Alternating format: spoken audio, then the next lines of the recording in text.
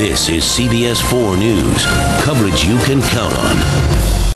Simple home improvement projects ended up ruining the lives of some homeowners. Reports first surfaced in Colorado last year. A few people got seriously ill after using a product bought only at Home Depot. CBS 4 investigator Rick Salinger has obtained internal documents from the makers of that product, and really the documents suggest a cover-up. Well, Molly and Jim, the emails and memos are indeed revealing. The product is Tile Perfect Stand and Seal, a tile grout sealer. One of the companies involved in making it accuses the manufacturer of covering up the problems. And we found months passed before people were ever warned. They ended up seriously ill. From a mother's standpoint, I'm fearful of what it's done to my children. I mean, we don't know what this product has done to us. A simple spray left Paula Manayan and her two boys crying, vomiting, and gasping for air. She had used Tile Perfect Stand and Seal on the floors in her Corpus Christi, Texas home.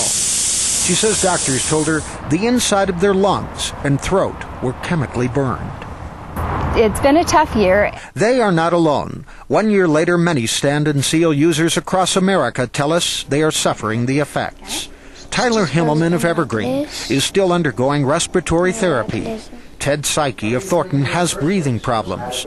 So does Jim Weltzheimer of Steamboat Springs and Valerie Remington of Monument. She says she also has short-term memory loss. Occasionally I have trouble remembering my phone number, and every now and then I also have trouble remembering my address. Now internal documents we've examined from the makers of the product raise the question, why weren't people warned? New information we have learned shows that in spring of last year, an ingredient in the product was changed. By mid-May, calls were coming in to the Rocky Mountain Poison Center about people being rushed to emergency rooms.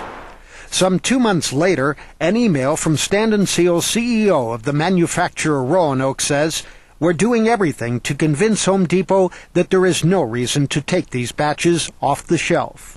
The next day, he writes another. Too many consumers have been hospitalized, and the company quietly orders 300,000 cans of the product removed. But it was not until August 31st, 2005, 4 months after the first reports of illnesses, that any kind of public warning was issued to anyone who may have bought it. Too late for Mike Walker of Gilbert, Arizona. He now uses oxygen regularly after collapsing in a coughing fit while using Stand and Seal. I'm still alive. At times I wish I had died, because I can't do anything in my life that I used to be able to do. Houston attorney Scott Callahan represents some 200 Stand and Seal users who say they became ill. They should have pulled the product immediately. They should have notified the Consumer Product Safety Commission. They should have disclosed the exact formula to the poison control centers, to the emergency rooms that were calling in. That's what they should have done, but it wasn't. On the can it said, evaporates harmlessly. There was no warning to use a respirator. But that's what documents filed with the government when the product was created advised. The formula and warnings have since been changed. The company claims people became ill only because an odor to prevent someone from using too much was left out of some batches. Regardless, Mike Walker wants to know why customers like him weren't warned. If I could get my hands on the people that did this, I wouldn't have to worry about the rest of my life, because they'd be taking me to jail.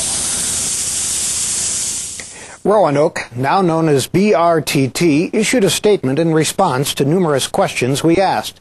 It blames its contractor, SLR, adding, "Upon learning of the unapproved change in formulation, we immediately stopped production, separated, and held affected inventory, promptly notified the U.S. Consumer Product Safety Commission, and undertook a voluntary recall." And Jim and Molly, the company says because of pending litigation, it can't say a lot more than that. And believe me, there are plenty of lawsuits either filed or in the works. Yeah, we know you've been working on this for a long time, too, and following it closely. Thanks for the update, Rick.